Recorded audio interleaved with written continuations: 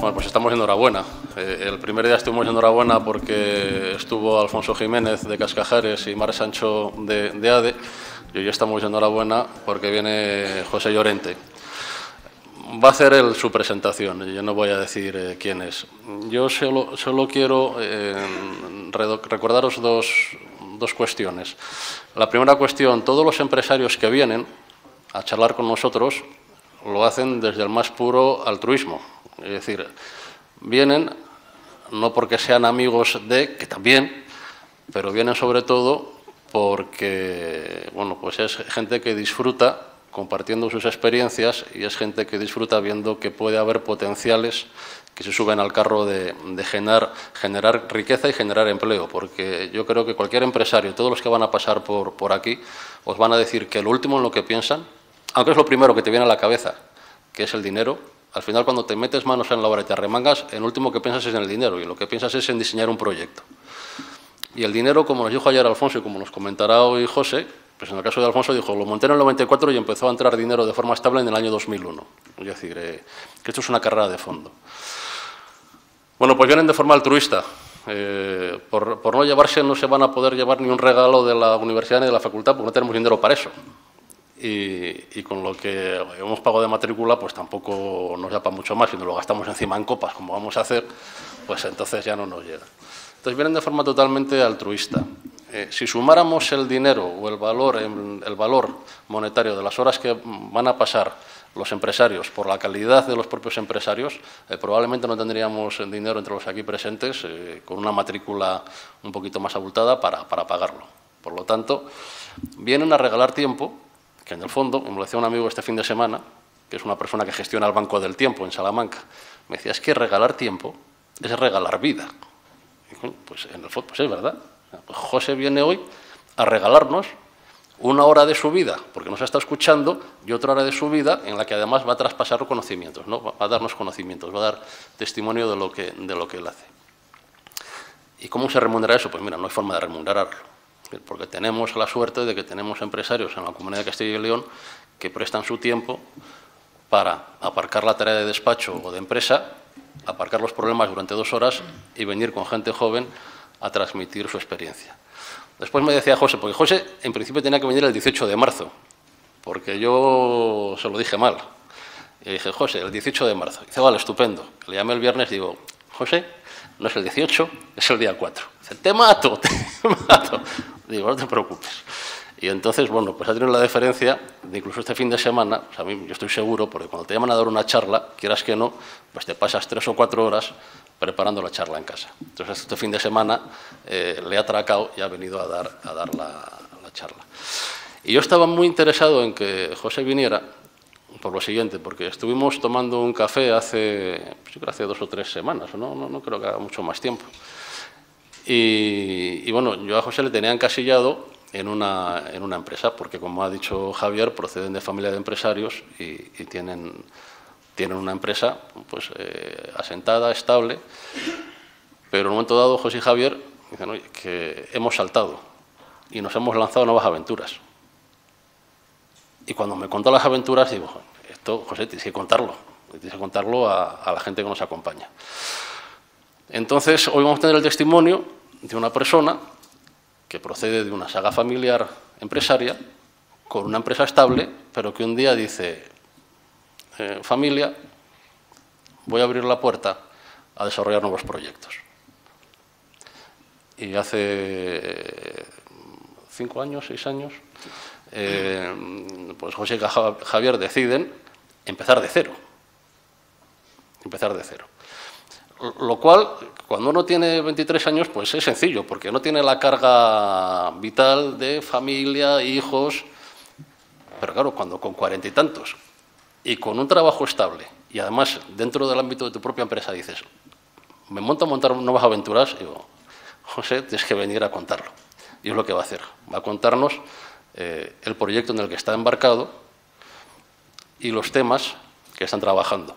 Y además contamos con la ventaja de que si el primer día vimos una empresa que tiene ya 20 años de vida, ahora vamos a ver nuevos proyectos en punta de lanza, pero que están prácticamente naciendo, porque están fundados en el año, ahora nos lo dirá José, 2008, 2009, 2010.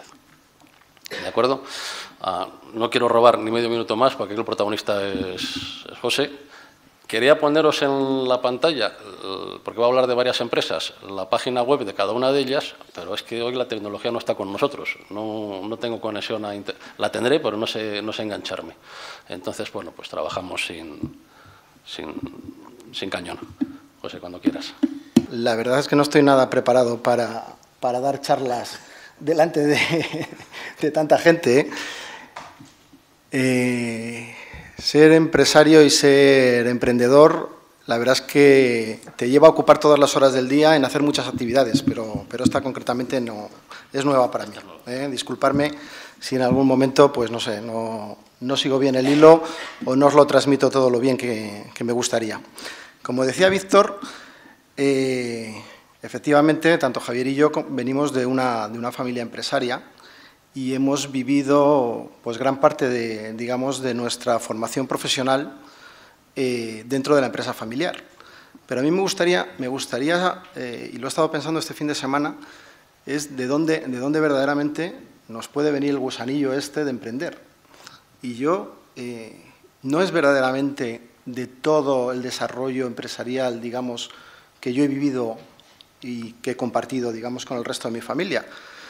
Pero sí que algo se me ha quedado muy profundo de las vivencias y de las cosas que me contaba mi padre cuando él era emprendedor. Después de la guerra, un señor con una mano delante y otra mano detrás, trabajador en una fábrica de ladrillos, en una tejera, aquí a la salida de Valladolid. Y él nos contaba que él no se iba a dedicar toda la vida a cuidar el horno en el cual verdaderamente se cocían las tejas o se cocían los ladrillos, sino que él quería salir, quería hacer algo más, ¿no? Entonces, él coge el turno de noche para cocer los ladrillos y poder alquilar un carro o conseguir un carro de día y poder transportar ladrillos. Y de ahí a transportarlos, a comprarse un camión, a transportar más, y de ahí luego empezar a pensar verdaderamente dónde estaba el valor añadido de los ladrillos y no estaba en transportarlos, sino en colocarlos.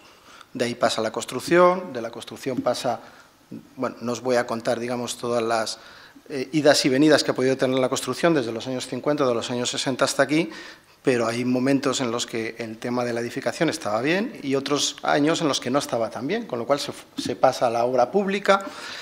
Y digamos, todas esas vivencias, que no me quiero enrollar mucho, pero que me parece que son muy importantes, todas esas vivencias de querer salir de lo que uno está haciendo, de querer ir a más y de innovarse cada vez que vienen mal dadas, y ya estás a lo mejor en una actividad, como hablaba antes, de hacer edificación, y vienen pues momentos en los que a lo mejor las casas no se vendían, pues digamos, de aquella manera, y tiene que pasar a la obra pública, esa manera de reinventarse en cada momento y esas vivencias que yo creo que nos las ha contado, igual que a mí, nos las ha contado al resto de los hermanos, pues yo creo que eso es lo que verdaderamente te forma y te va creando esa semilla de que verdaderamente tienes que salir adelante y tienes que hacer cosas diferentes.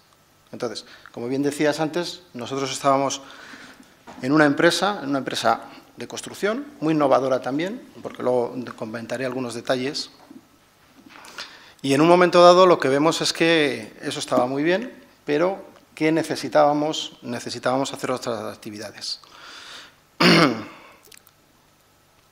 Yo no sé si es bueno o es malo para un emprendedor, y es el tener relación con otras facetas y con otras vivencias y con otros amigos y con otros empresarios que te hablan de lo bueno y lo malo que tiene su sector.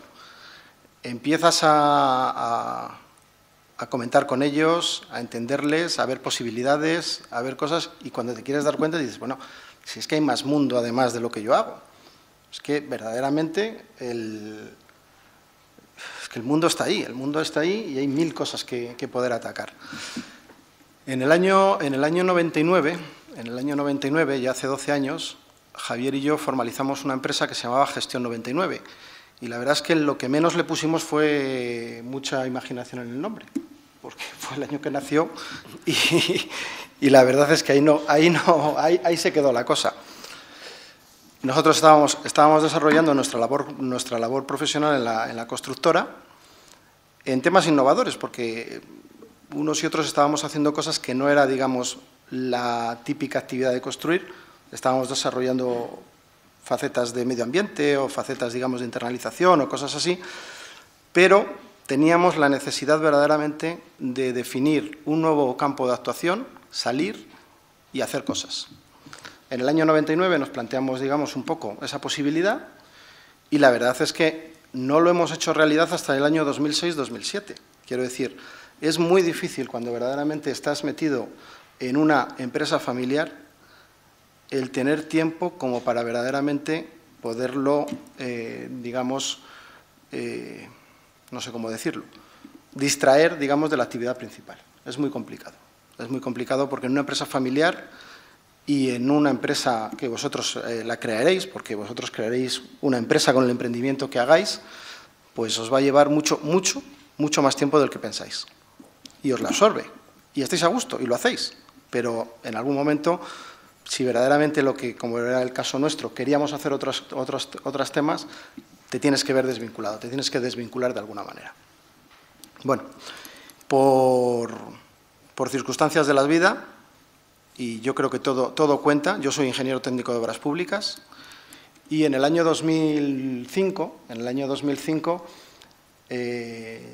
tanto Javier como yo nos fuimos a Madrid a hacer un máster, a hacer un Executive MBA en el Instituto de Empresa, y yo creo que eso también fue un detonante. Ahí también vimos que había más mundo alrededor, digamos, un poco de la empresa familiar, de la construcción y de todo este tema. Y yo creo que ahí, y en 2 o 3 años, ya tomamos la decisión y salimos. Y la idea que quería transmitiros hoy, aparte de este rollo que os estoy metiendo, es en cómo definimos un poco la actividad a la que nos íbamos a desarrollar y cuáles eran las pautas o la filosofía que queríamos adoptar. La idea es que no queríamos tocar nada que tuviera que ver con la construcción. La verdad es que digo, ya que nos vamos a poner para hacer, digamos, temas que no tengan nada que ver con esto. Entonces, miramos temas de tecnología, de innovación y temas de medio ambiente. No por nada, no porque lo eligiéramos al azar, sino porque después de, digamos, sopesar muchas ideas, pues nos parecía que esas eran, digamos, un poco los sectores en los que verdaderamente podía haber bastante desarrollo y de hecho lo hay. Otra de las filosofías que nosotros nos definimos es que teníamos que elegir muy bien quién eran verdaderamente los socios o los compañeros que íbamos a elegir. Y decidimos que cualquier de los emprendimientos que hiciéramos, siempre íbamos a tener que tener un socio y que ese socio, efectivamente, diera una aportación a la idea, una aportación, digamos, real. Y involucrarlo, si podía ser, al 100%.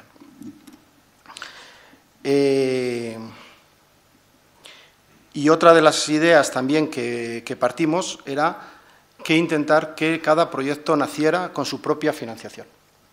No por el hecho de estar respaldados, a lo mejor, y como ahora os comentaré, el tema de la financiación nos sorprende, pero no es lo más importante, como bien se ha comentado por aquí. Bueno, os voy a hablar de 3 empresas, de 3 emprendimientos, que uno ha nacido en el 2007, otro en el 2008 y otro en el 2009. Y que son, digamos, muy diferentes los unos de los otros. Los he elegido también porque no tienen nada que ver en la procedencia de la idea, cómo nacieron cada uno de ellos, no tienen nada que ver tampoco cómo los hemos financiado. El tema de la elección de socios o de personal o de profesionales que, digamos, de gestión, tampoco tienen nada que ver. Y luego también hemos tenido que, de alguna manera, cada uno de estos emprendimientos les hemos tenido que reinventar, de alguna manera. Porque no siempre la idea inicial es la más acertada, sobre todo cuando te metes en un sector que es un sector que no dominas, que no es un sector que no es, digamos, una variante o una derivada de tu actividad principal. La primera empresa de la que os quiero hablar es Isen, que es Ingeniería de Sistemas de ensayos no destructivos. Esta es una que fue nuestra primera empresa, fue una startup. Dos ingenieros industriales nos hablan de un desarrollo tecnológico para, digamos, revolucionar un poquito lo que es la industria siderúrgica, y consiste en lo siguiente. Hasta hace muy poquito tiempo, la industria siderúrgica fabricaba una serie de piezas y esas piezas las ensayaba de la siguiente manera. Cogía una o un lote, las ensaya, las fuerza de tal forma de que vea hasta el límite dónde están, digamos, sus características, y esas características dan las características, digamos, a todo el lote, cuando solo daba la característica a la que ha roto, a la que verdaderamente se ha ensayado. Os pongo un ejemplo. Una bobina de cable de estas de alta tensión, normalmente cuando se ha fabricado la bobina se coge 1 metro y ese metro es el que normalmente se ensaya y se ven, digamos, un poco las características que tiene. Y esas características son las que se dan, digamos, como estándar a toda la bobina. Y es mentira, solo daban las características al metro que han ensayado, no a toda la bobina.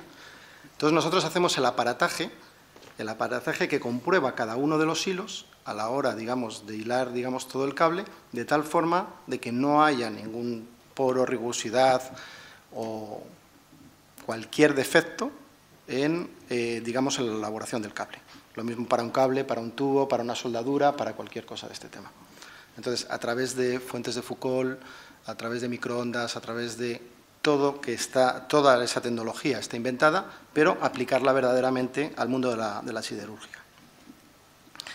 Y la verdad es que había un hueco. Una de las primeras cosas que hicimos fue el estudio de mercado. El estudio de mercado es impresionante. El mundo siderúrgico y la producción de acero aumenta exponencialmente cada año. Y ya nos hablo en los países emergentes y tal. Y otra cosa de las que vimos es que verdaderamente donde están las grandes, no siderúrgicas, sino las grandes empresas que están alrededor de las siderúrgicas, es que es infinidad. Y muy poquito, testamos que menos del 1 o del 2% estaban utilizando sistemas de control de ensayos no destructivos. El hueco estaba. Los ingenieros, todo lo que era la tecnología existía. Solo había que poner, digamos, desarrollar lo que era el aparataje y verdaderamente ponernos a vender aparatos.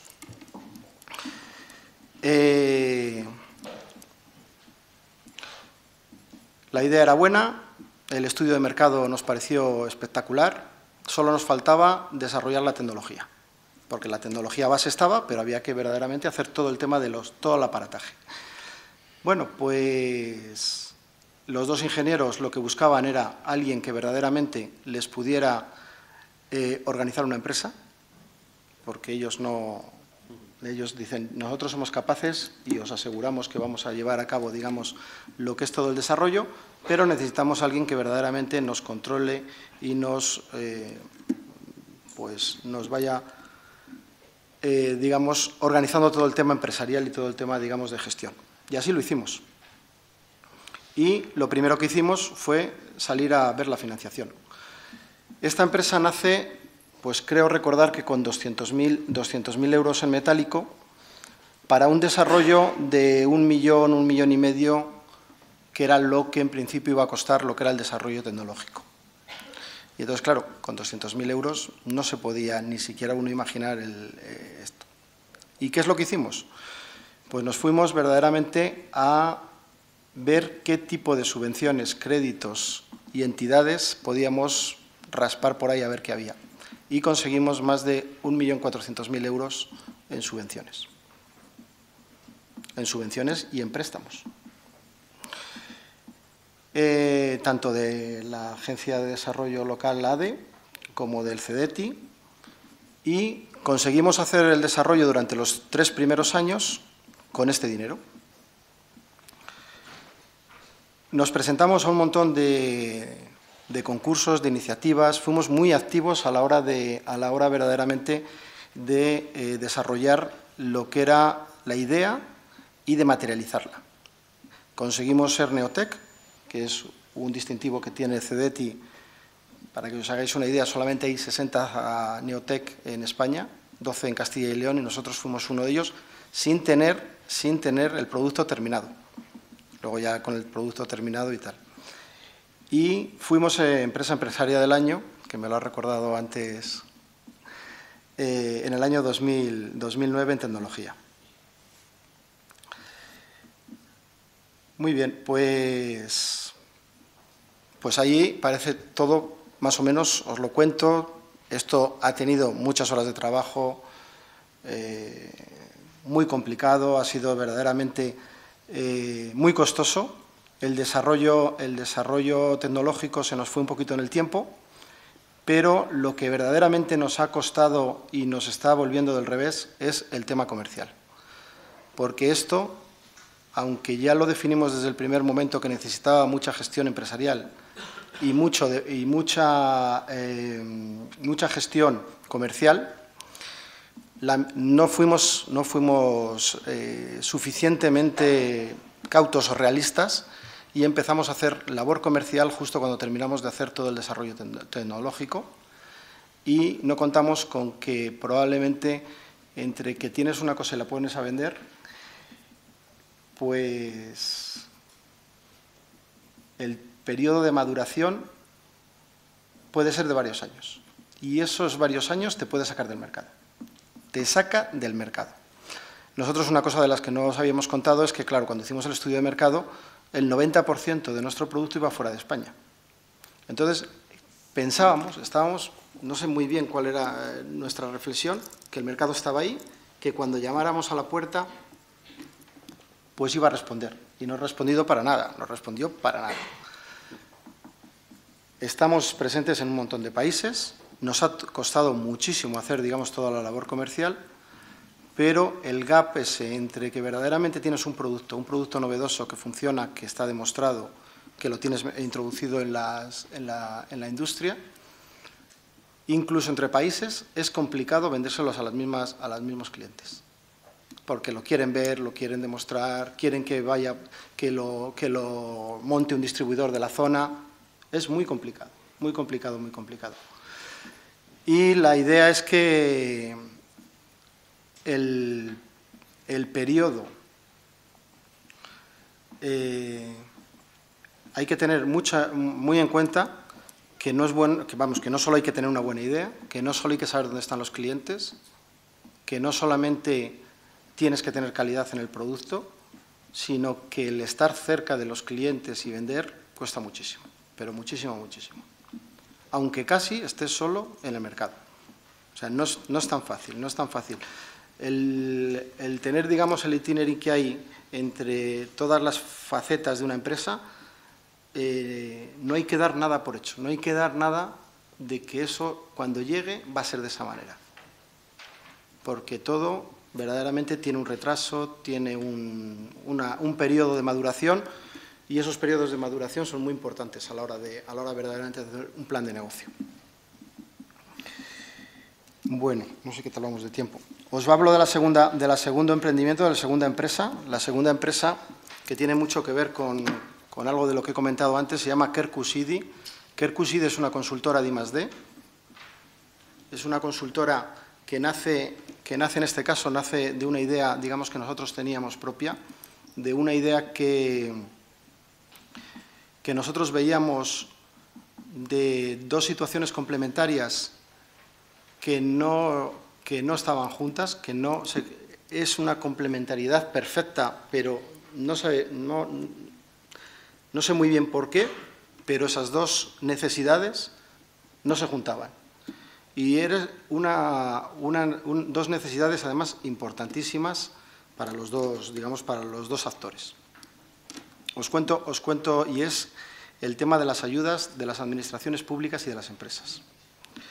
Por un lado, tenemos un montón de empresas que están necesitando ayudas públicas, y por otro lado, hay un montón de organismos y de instituciones que tienen un montón de fondos que no son capaces de hacérselos llegar de alguna manera a las empresas. Y me explico. Nosotros que venimos de una empresa constructora, cuando Castilla y León era receptora de los fondos europeos para ayuda, porque éramos región objetivo 1, Castilla y León, que ha sido el modelo en toda Europa, que eso no se sabe, en toda Europa ha sido el modelo de optimización de todas las ayudas de la obra pública, Castilla y León se gastaba más del 100% de lo que tenía asignado, por ser objetivo 1. Hay otras regiones que no eran tan, digamos, tan eficientes a la hora de gastar esos fondos y nosotros pedíamos más fondos y como éramos eficientes se han gastado. De hecho, gracias a ello tenemos unas infraestructuras extraordinarias en Castilla y León. Y había otra partida que no venía solamente, había otras partidas para la minería, había otras partidas para el medio ambiente y había partidas para ayudas, para temas de innovación, de I+D, de todos estos tipos. Para que os hagáis una idea, durante los años 2006-2007, en las ayudas que venían a la obra pública nos gastábamos más del 100%, o sea, recibíamos más dinero del que nos correspondía por cupo y, en cambio, en temas de ayudas no éramos capaces de gastarnos más que el 13, 15, 18%. Eso quiere decir que le devolvíamos a Europa más del 20% de las ayudas que teníamos asignadas. Entonces, esto no me digáis que no era algo que, por lo menos a mí como empresario, me parecía que esto no podía ser así. Esto no podía ser así. De hecho,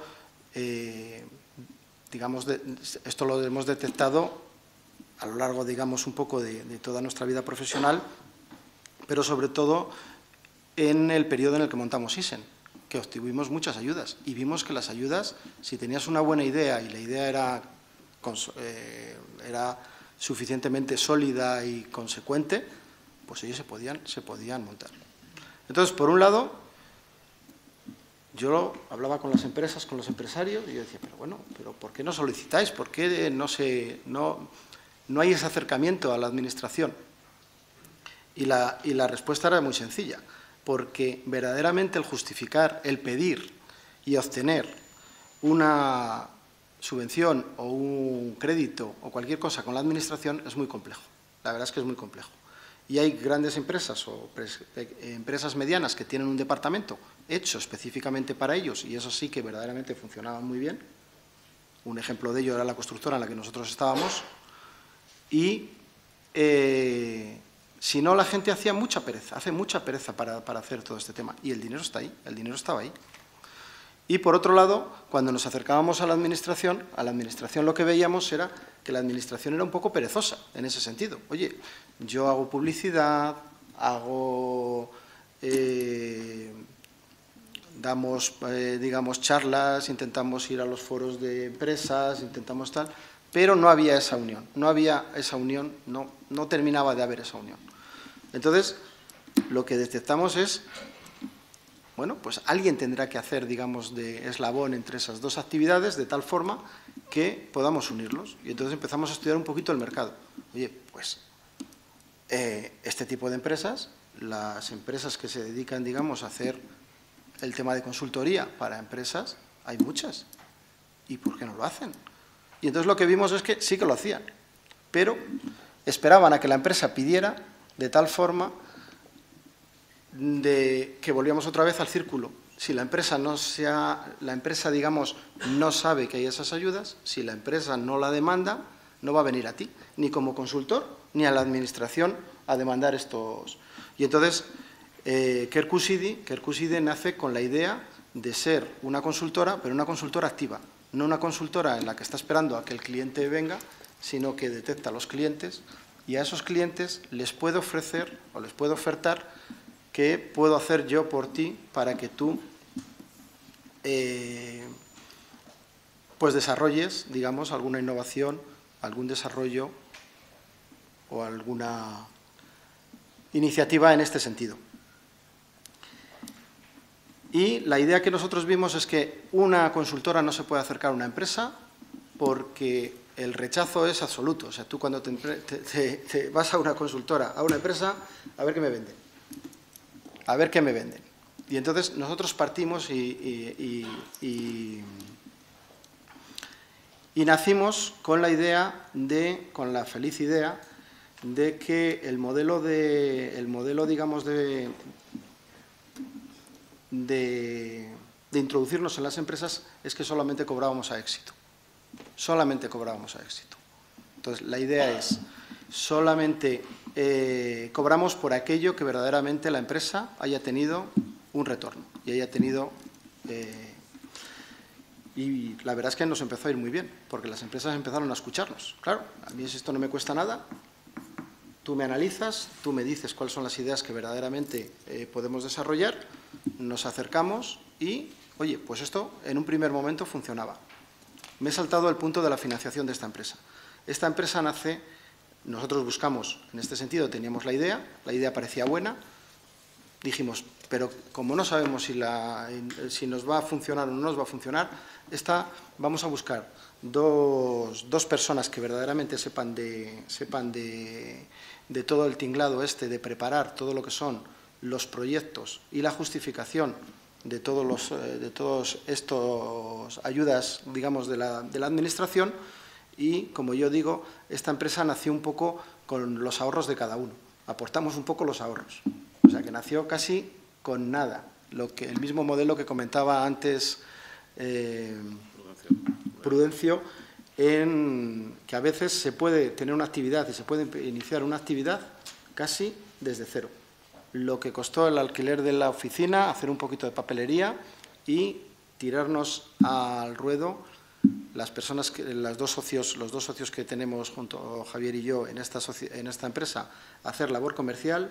Yo iba a los foros de empresa familiar y de todo esto intentando también captar clientes y pues de vez en cuando caía alguien que nos escuchaba, si le intentábamos convencer y luego pues ha sido un poco hacer y pues en un primer momento la verdad es que nos fue relativamente bien hasta que llegamos a un gap.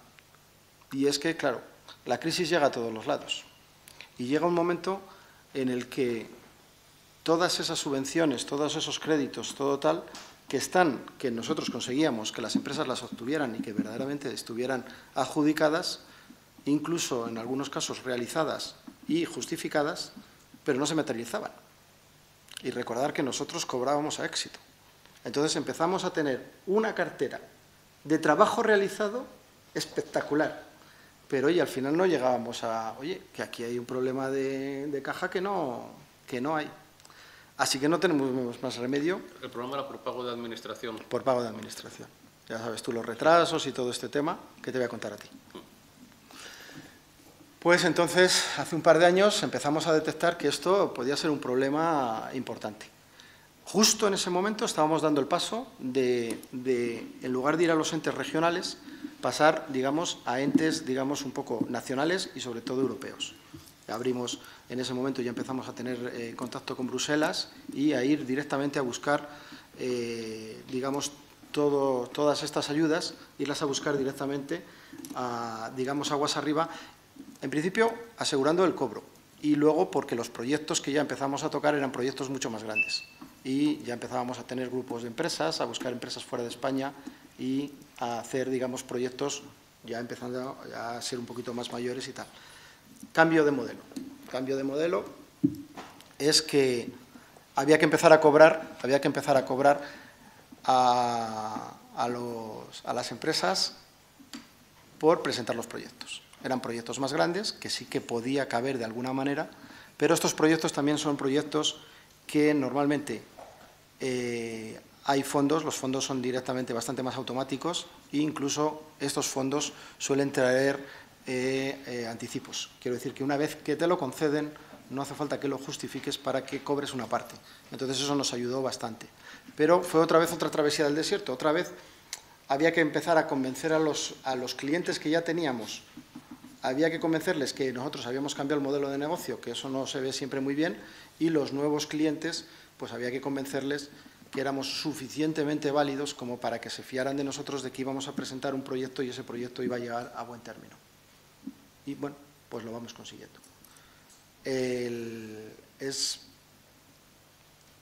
duro, pero lo que quiero transmitiros un poquito también con este ejemplo es que no basta con tener una buena idea y tener éxito. En cualquier momento el status quo se te cambia y tienes que empezar a reinventarte, a cambiar el modelo, a ver qué es lo que haces. Nosotros, desde luego, enseguida habíamos planteado que no podíamos quedarnos digamos, un poco en el tema de región.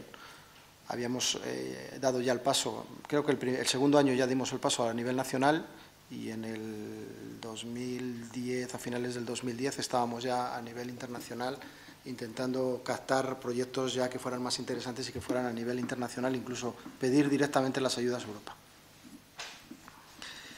Aquí quiero comentaros también en el tema de oportunidad de negocio, y creo que es bueno para todos los emprendedores, es que hay muchas ayudas y va a seguir habiendo muchas ayudas. Con la que está cayendo, que nos ha desaparecido el sector financiero, porque la verdad es que no están para casi nada. Las ayudas que vienen de Europa no solamente se van a mantener, sino que van a crecer. No sé si os lo explicaron el lunes pasado. Pero sí, hablamos para tema de emprendedores. Sí. Por eso, lo digo por este tema. Para que os hagáis una idea, el dinero que había destinado en el anterior programa marco, que termina ahora en el 2013, los programas marcos de temas de innovación y ayuda al desarrollo son por 7 años. El que termina ahora era el 7º programa marco y ahora el que se está definiendo y ahora están discutiendo a cara de perro en Bruselas todos los países, porque de ahí se llevarán las partidas que se lleve cada uno de los países, y ahora hay una guerra bastante dura en este sentido, pues el siguiente, digamos, marco, el siguiente programa es el Europeo 2020, que termina en el 2020. Para que os hagáis una idea, en el 7º programa marco hubo 50.000 millones de euros de ayudas y en el próximo va a haber 70.000. Eso significa que hay ayudas, que va a haber ayudas y que las administraciones las tienen. Y también os digo que siguen siendo tan poco eficientes como han sido hasta ahora. Con lo cual hay que írselas a pedir, a sacar, haciéndolo, digamos, un poco con una labor de aprendizaje y de uno mismo, o a través de ya dejarme que haga un poco de publicidad, a través de una consultora como la nuestra, porque la verdad es que el coste que tiene con respecto a toda la burocracia, sobre todo si es la primera vez que lo haces o son las primeras veces que lo haces, pues es bastante. Es bastante costoso y bastante desincentivador, porque claro, las empresas, hay muchas empresas que saben que ahí existen estas ayudas y cuando no lo piden no es porque hagan pereza, sino porque mandan al ingeniero o al delegado de no sé qué y al final desiste porque es que al final dice, bueno, pero si es que esto es un galimatías, que es que no... Porque es que hay varios pasos. Aquí dejarme que os analice. Es relativamente sencillo conseguir una ayuda, pero no es tan sencillo justificarla y luego no es tan sencillo cobrarla. Quiero decir que las cosas es una cascada que no es tan fácil. Bueno, y ya vamos a por la tercera empresa. La tercera empresa se llama Rexo, que es Reciclados Sostenibles, y es una empresa que se dedica a temas medioambientales y, sobre todo, empezó con una planta de residuos de construcción, que es la típica recogida de escombros, limpieza de esos escombros y reutilización del árido. Entonces, eso nace. ¿Por qué nace o por qué nosotros, digamos, formalizamos este emprendimiento? Es debido al cambio normativo, la entrada en vigor del Real Decreto 105/2008, en el cual, a través de una normativa europea que llega a España y a través de este Real Decreto, se prohíbe el vertido y la reutilización, digamos, de todo el tema de escombros. Tiene que pasar por un gestor y ese gestor lo que tiene que hacer es la adecuada digamos, valorización de este producto que es el escombro. Entonces, nosotros analizamos un poco el sector. La Administración tenía un problema porque nace un Real Decreto, nace una necesidad y, en cambio, no había gestores.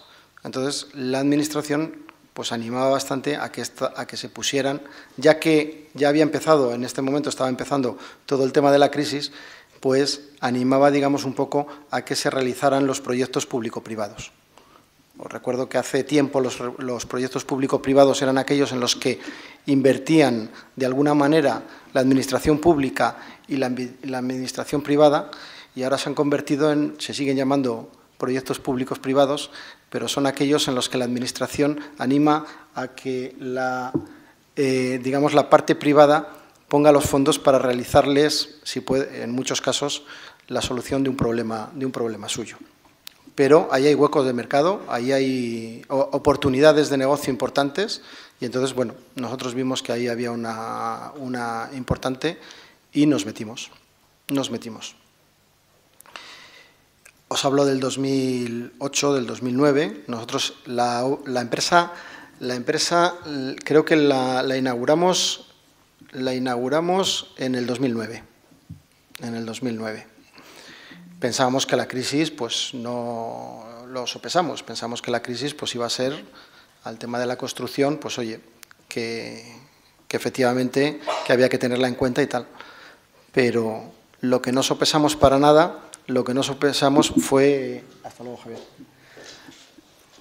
Lo que no sopesamos fue la caída tan bestial de la construcción. Entonces, lo que era una buena idea, lo que estaba amparado por un Real Decreto, por una exigencia, digamos, de la Administración, que parecía que, oye, pues eso era un poco de garantía, pues hemos visto cómo poco a poco, cada año, pues esto no ha ido a mejor, sino que ha ido a peor. Entonces, vuelta otra vez a reinventarnos. La idea es, ¿qué tenemos que hacer para salir de esta? Y es que hay que ampliar. Aquí el caso es que nosotros, en un primer momento, nos dedicábamos solamente al tema de la construcción, al residuo de la construcción, aunque ya vimos que donde verdaderamente teníamos que ir es al residuo en general. Y había que diversificar hacia el residuo industrial. El residuo industrial, todo aquel residuo, digamos, que proviene de la industria y que hasta hace muy poco se estaba tirando todo a vertedero, y hay mucho residuo de la industria, mucho residuo que puede tener una segunda reutilización. Entonces, lo que nos hemos puesto y estamos pues a punto de abrir es la segunda planta, que es la planta de residuos industriales. Y es un poco a lo que nos, digamos, va a dar la complementariedad, digamos, para poder sacar este negocio que de otra manera podría ser, pues, sin mucha viabilidad, pues el poder haberle, digamos, llegar otra vez al punto de equilibrio y poder salir adelante y poder, digamos, el poder mantenerlo. ¿Cómo financiamos para que vierais otro modelo de financiación? Este modelo, esta empresa la financiamos con, os doy así números muy, un tercio lo pusimos los socios, del orden de 350.000 euros, y los otros 2 tercios fue con financiación bancaria, que antes he dicho que estaba desaparecida.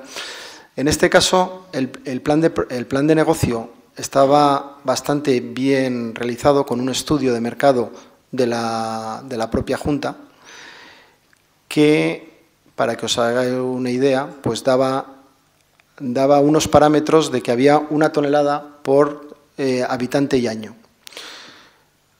Eso en años normales, no en los años del boom de la construcción.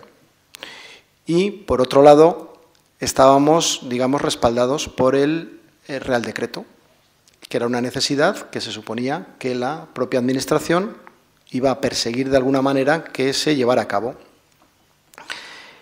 Y probablemente la crisis no ha venido a ayudar nada, pero desgraciadamente, aunque los números eran ciertos de que había 1 tonelada por habitante y año, desgraciadamente esa tonelada de habitante y año yo creo que se reparte en 3/3. Una se recicla como es debido, otra se desaparece en agujeros y zonas, digamos, por ahí perdidas, y hay otro tercer tercio que está en caminos y pinares.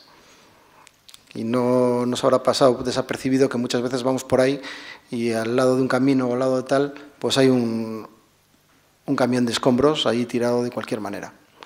Y eso es un poco lo que estamos intentando reconducir a través de muchas jornadas, de mucha concienciación, tanto a los colectivos como puedan ser los colegios de ingenieros o los colegios de arquitectos o tal, o a la propia administración, de que eso verdaderamente, que al final es un perjuicio medioambiental, pues lo vayan controlando de tal forma de que nosotros podamos, digamos, llegar también un poquito a recuperar ese mercado.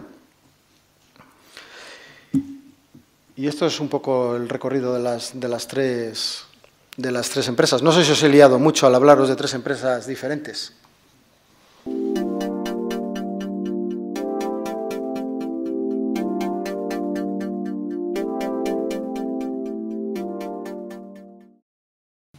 Pues no te sabría decir todo, te da todo, pero lo que te hace verdaderamente es que te cambia verdaderamente el concepto, te cambia el concepto verdaderamente y te abre el mundo. Yo creo que eso es un poco la reflexión más importante de haber hecho un MBA. Hay una situación que a mí yo creo que está equivocada, y déjame que haga este speak un poco contra la universidad, y a mí me parece que meternos en la universidad y hacer 7 años seguidos de teoría para luego salir digamos un poco mareados de tanta teoría y meternos en lo que es la empresa o lo que es verdaderamente emprender, me parece un poco locura. A mí lo que me parece que deberíamos de estudiar es 3 años o 2 años, 2 años de trabajo, otros 2 años el que quiera seguir estudiando y el si no que quiera seguir trabajando, y otra vez parar y así. ¿Por qué? Porque en cuanto tú haces un Executive MBA, que es para gente que por lo menos ha estado trabajando al menos 7, 8, 10 años, es que el MBA no vas a que te den clases, sino de que las clases las das los de ahí. Entonces, los profesores del Instituto de Empresa se pegan por dar clases en los Executive, porque es donde verdaderamente están viendo dónde están los problemas, cómo los quieren resolver, cómo tal, cómo cual. Es al revés. Entonces, aprendí mucho en el MBA, aprendí mucho de toda la experiencia de todos los que tenía alrededor. ¿Me ha servido de algo?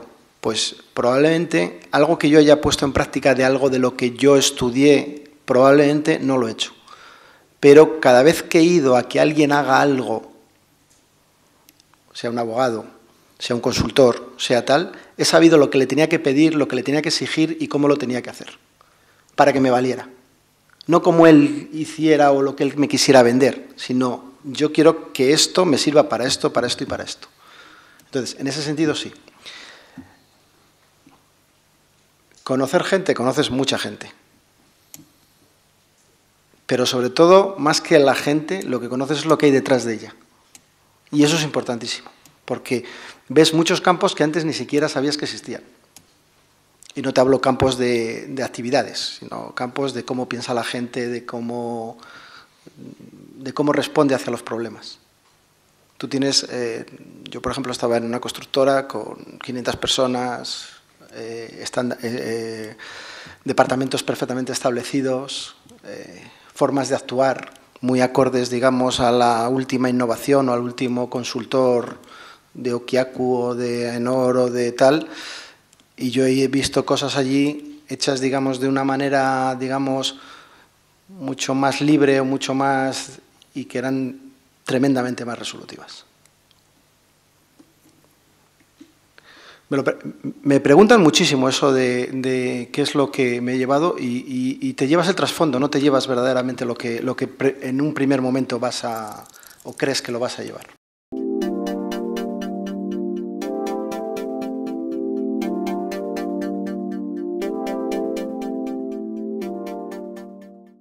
No lo hacemos. La idea era, cuando diseñamos, digamos, un poco la empresa al principio, la idea era, nosotros hacemos aparato, vendemos el aparato, se lo damos al cliente y él hace el control de calidad, o nosotros le hacemos el control de calidad al cliente y cobramos un fee por cada barra que pase por nuestro aparato, o cuál es el modelo de negocio. Y tuvimos, en ese sentido, hicimos un análisis muy profundo de cuál era. No nos atrevimos a hacer el control de calidad porque el control de calidad, en una tecnología que nosotros estábamos desarrollando y estábamos ultimando, tomábamos mucha responsabilidad siendo una empresa muy joven y una empresa muy pequeña. Y estamos hablando de las grandes acerías, de las grandes siderúrgicas. Entonces, no nos atrevimos a eso. Ahora el desarrollo lleva un poquito a eso y probablemente tengamos que hacerlo. Pero nos ha venido otra vez marcado por, digamos, un poco por la exigencia del mercado. Ahora, cada vez que vendemos el aparato, una de las exigencias que nos están pidiendo es la postventa, es que alguien verdaderamente esté responsabilizado del aparato. Si nosotros tenemos que verdaderamente estar responsabilizado del aparato, a lo mejor ya nos cuesta poco el tener verdaderamente una presencia que en este sentido pueda ser, no hace falta que sea presencial, porque todo esto ahora mismo se lleva todo por Internet. Nosotros podemos estar y de hecho estamos viendo perfectamente cómo un aparato nuestro en Sudáfrica o en Ecuador o en Polonia, cómo está funcionando en tiempo real y cómo van los desgastes de los consumibles por si hay que mandárselos. Entonces, nosotros no podemos, digamos, no podemos utilizar los datos que leemos, pero sí que estamos viendo lo que está haciendo nuestro aparato en tiempo remoto. ¿Ahora mismo en cuántos países tenéis presencia? Si por presencia es por tener algún delegado o un comercial, pues en unos 10 países, una cosa así. Argentina, Brasil, México, Ecuador, en Europa, Turquía, Polonia, España, Inglaterra y en Medio Oriente. Hemos hecho alguna prospección en Arabia Saudí y en India. Creo que son un poco todos.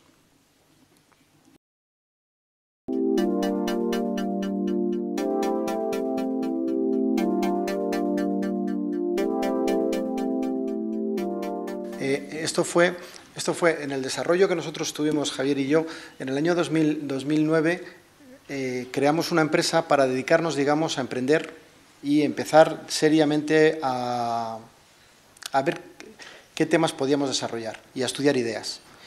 Y la primera idea que pudimos desarrollar fue en el 2006-2007, que es ISEN, pero porque nos lo ofrecieron los dos ingenieros que son el alma, digamos, un poco de la empresa. Nosotros, en este caso, lo que hemos hecho ha sido darle un poco digamos, ellos se han dedicado al tema tecnológico y nosotros les hemos ayudado, digamos, un poco en lo que es todo el tema societario, por decirlo de alguna manera. Y en la ayuda, digamos, de conseguir la financiación, digamos, un poco de todo este tema. Y la labor, digamos, un poco de gestión de la empresa. No se nos ocurrió a nosotros, la idea no se nos ocurrió a nosotros.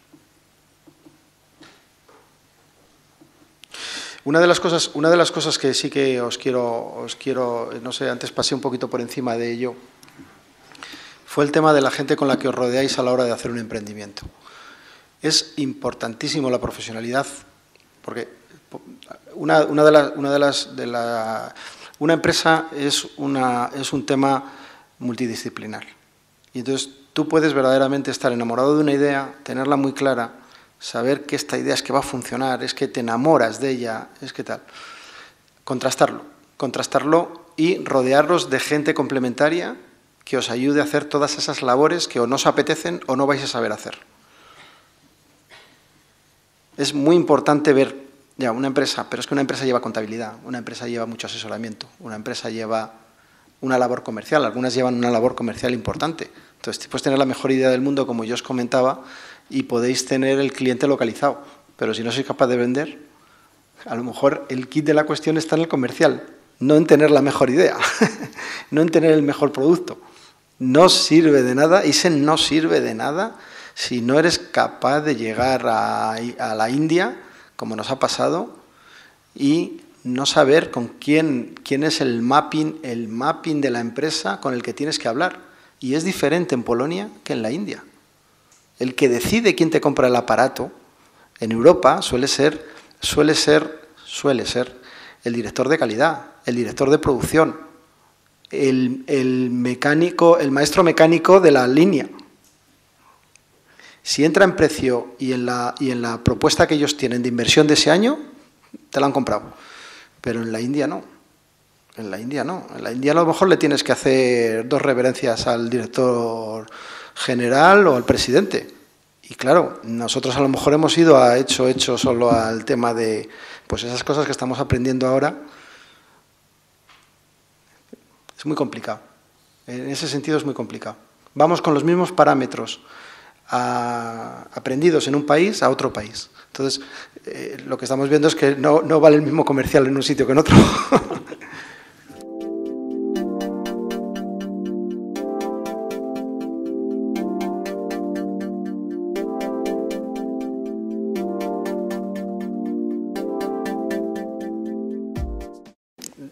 Voy a hacer 2 reflexiones a raíz de eso que comentas. No presupongáis nunca que el retorno que vosotros esperáis, y lo hablo un poco en el sentido de que a veces las cosas maduran con mucha más lentitud de lo que uno piensa, del mejor de los escenarios, no penséis que los retornos son fáciles. Igual que el lunes pasado Alfonso decía que no sé cuántos años había tardado para tener los retornos son muy canallas, de verdad que vienen con bastante retraso. Y respecto a tu pregunta del tema de con quién pensar un poco en la relación que tengáis vosotros personal con vuestras parejas o vuestros amigos y el tiempo que pasáis con ellos. En la empresa vais a tener que pasar mucho más tiempo y no siempre para cosas agradables como pueda ser el tema de estar con los amigos o con la pareja. Entonces, el verdaderamente tener... No es fácil convivir tiempo. Y sobre todo si a veces se pasan fatigas, Hay tiempos muy dulces y hay otros tiempos que son complicados. Entonces, eso que yo decía de hay que rodearse de gente competente, gente profesional, que les haya a tu lado, pero tiene que ser gente también muy de confianza y muy de que tú verdaderamente quieras estar con ellos. Y esto te tiene que gustar, quiero decir. Ser emprendedor no es, bueno, voy a ser emprendedor de lunes a viernes de 8 a 3 y luego me voy a casa. Iros haciendo la idea de que la empresa te la llevas en la cabeza a tomar copas, a la siesta, cuando hay siesta, a vacaciones y a todo. Te lo llevas siempre puesto.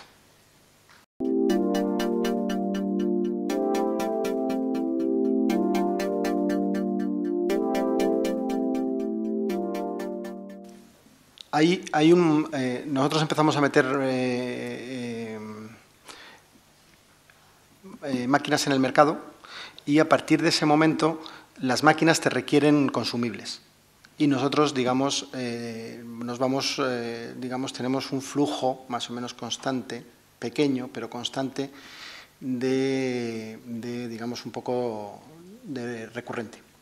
Y por otro lado, cuando tú contratas una máquina que puede valer entre 100.000 y 1 millón de euros, no la contratas y vas a éxito como íbamos con Quercus. Al menos te pagan el 30 al 35% por adelantado. Es más que suficiente, para que os hagáis una idea, es más que suficiente para sufragar casi todos los gastos de la propia máquina. O sea, no, el problema de Isen no es el tema de, digamos, un poco del circulante. Es el tema verdaderamente de llegar a vender suficientes equipos para tener todo el desarrollo industrial que tienes que tener detrás.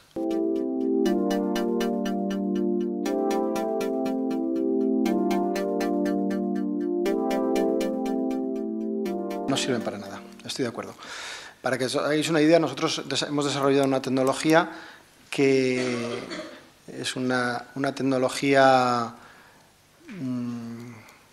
digital, en el mejor sentido de la palabra, está todo basado en software y nosotros salimos al mercado con un 10% del potencial que nosotros tenemos de esa tecnología. Entonces, no, eso que tú comentas probablemente no lo vamos a poder impedir y nos van a copiar en 3 o 4 años, pero nosotros, digamos, tenemos algo de recorrido en ese sentido. entiendo que en 3 o 4 años nosotros tendremos que haber mejorado suficientes como para ir un poquito en punta de lanza. De todas formas, tenemos todavía, digamos, desarrollo en ese sentido. Porque la industria, daros cuenta de una cosa, hasta hace muy poquito, la industria, el paradigma de la calidad en la industria era la 9000, la ISO 9000. Entonces, la ISO 9000, y no sé si voy a pisarle algún callo a alguien, la ISO 9000 lo único que hace es perseguir la trazabilidad del proceso que tú haces a un producto y anotar los fallos o los errores que tienes y, en el mejor de los casos, cómo poder evitarlos. La calidad 2.0, que es la calidad, digamos, un poco a la que va ISEN, la calidad es a evitar que los productos tengan falta de calidad. O sea, mi producto tiene que ser 100%. Se ha acabado. No puede haber ninguno. O sea, yo lo que quiero es que mi producto, cuando salga al mercado, de 100 unidades, 100 éxitos. Entonces, eso es la calidad 2.0. El mercado ahora mismo, el 10% del mercado de la siderurgia y de todo, yo estoy verdaderamente impresionado de la poca calidad o del poco criterio de calidad que tienen todas estas industrias. Entonces, hay miles de industrias. Tenemos un mercado grandísimo. Lo que hay que convencerles es que verdaderamente se diferencian en ese sentido. No estoy preocupado en este momento porque alguien me copie y coja su parte del quesito o su parte de la tarta. Que lo haga. Intentaremos ser siempre mejores, claro.